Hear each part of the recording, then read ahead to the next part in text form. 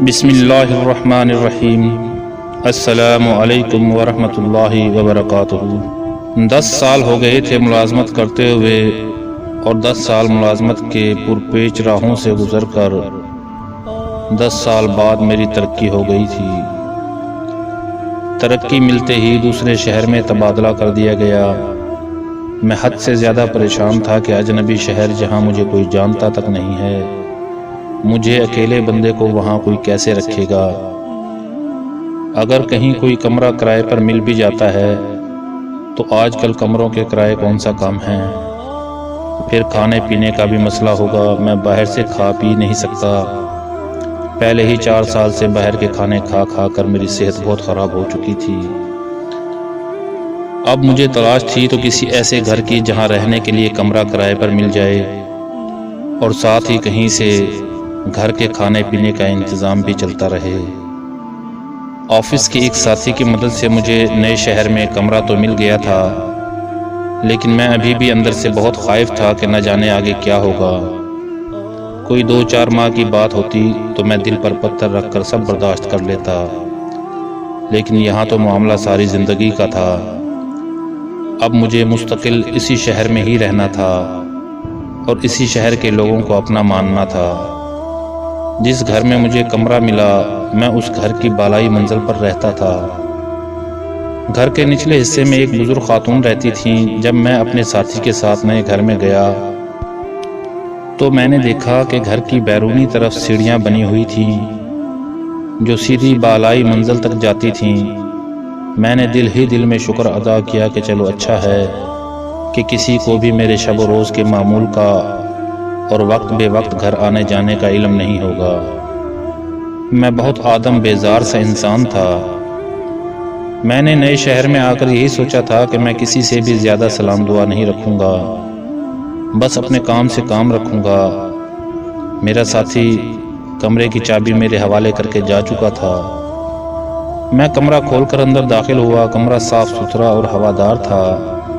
کھڑکی سے روشنی بھی چھن چھن کر اندر آ رہی تھی۔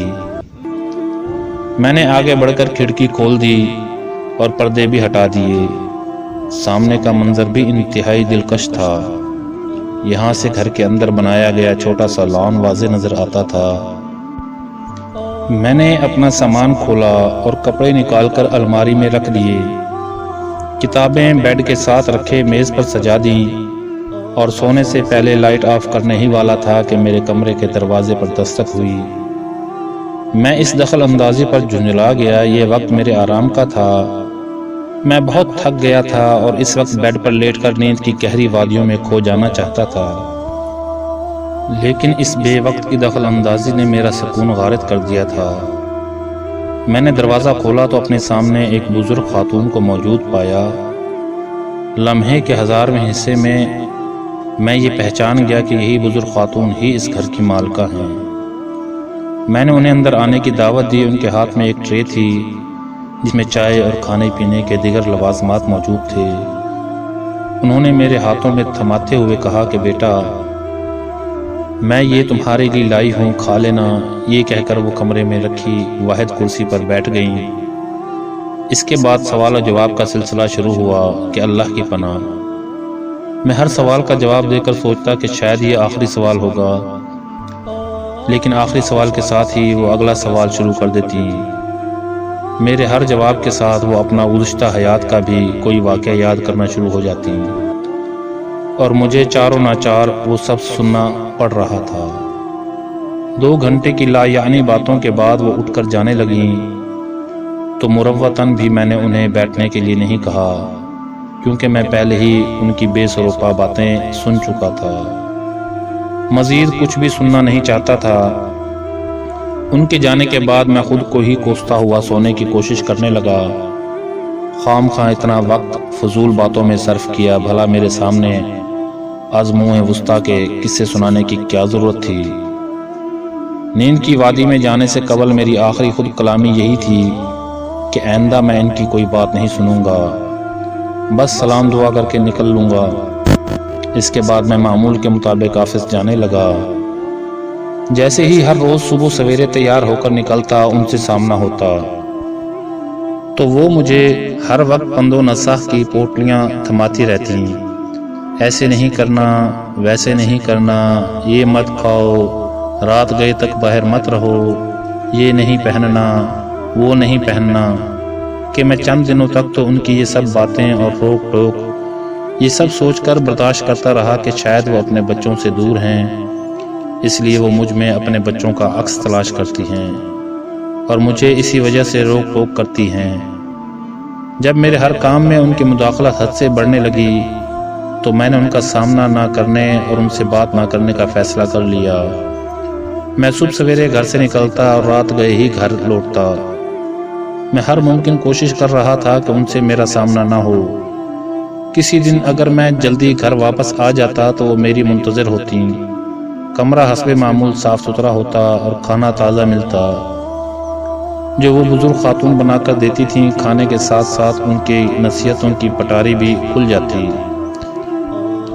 وقت کا کام ہے گزرنا اور وقت تیزی سے گزرتا جا رہا تھا۔ میں جلد آفس جانے کا بہانہ بنا کر نکل جاتا اور کام کے بہانے تاخیر سے لوٹتا۔ میں اپنے ذہن میں یہی خیال کرتا کہ دیر سے گھر جاؤں گا تو تب تک وہ سو چکی ہوں گی، مجھ سے کوئی سوال جواب کرنے والا اور پند و نصیحت کی پٹاری ہاتھ میں تھمانے والا کوئی نہیں ہوگا۔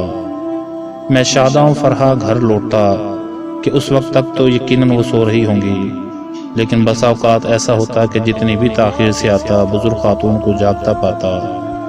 شاید وہ میرا ہی انتظار کر رہی ہوتی تھیں۔ بالائی منزل پر جاتے ہوئے وہ مجھے دیکھتی تو ان کے پریشان چہرے پر اطمینان کی لہر دوڑ جاتی۔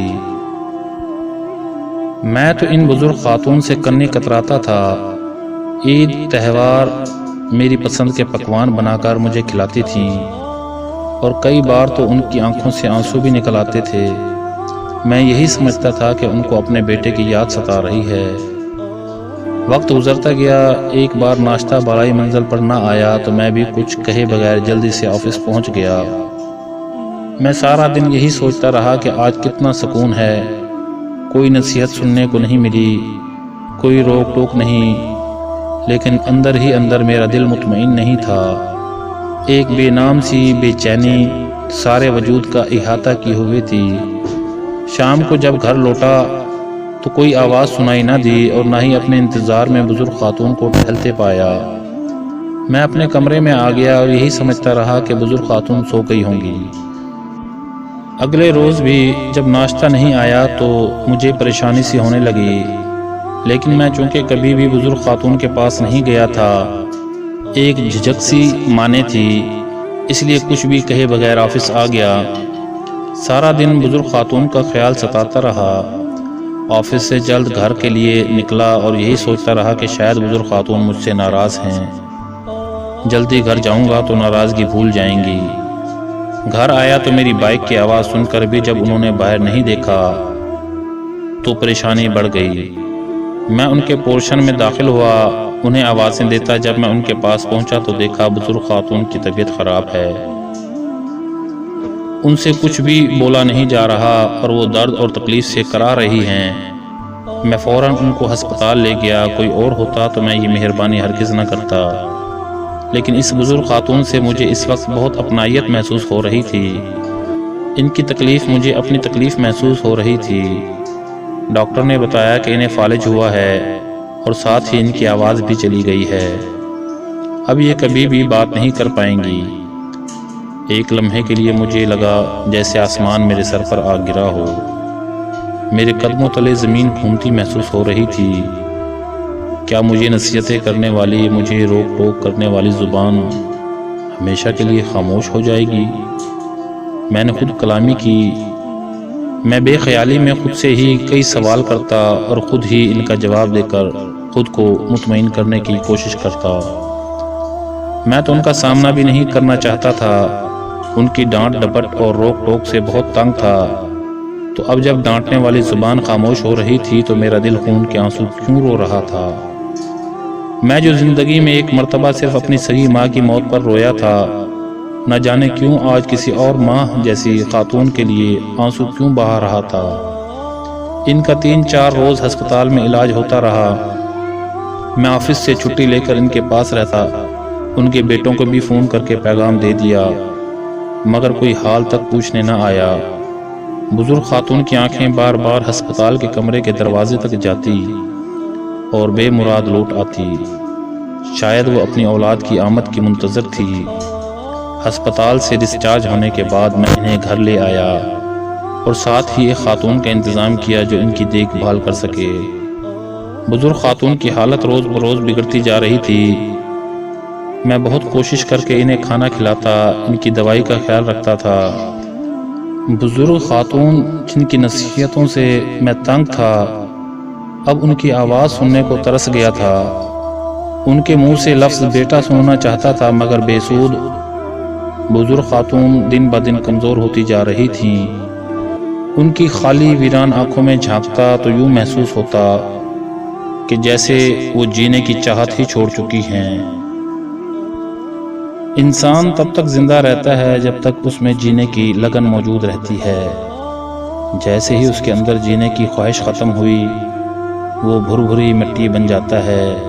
ہوا کا ہلکا سا جھونکا اس بھر-بھری مٹی کی دیوار کو مٹی میں ملاتا چلا جاتا ہے۔ آفس میں بھی میرا دل نہیں لگتا تھا۔ پہلے میں جان بوجھ کر تاخیر کرتا تھا، اب جلدی گھر جانے کی کوشش کرتا تھا۔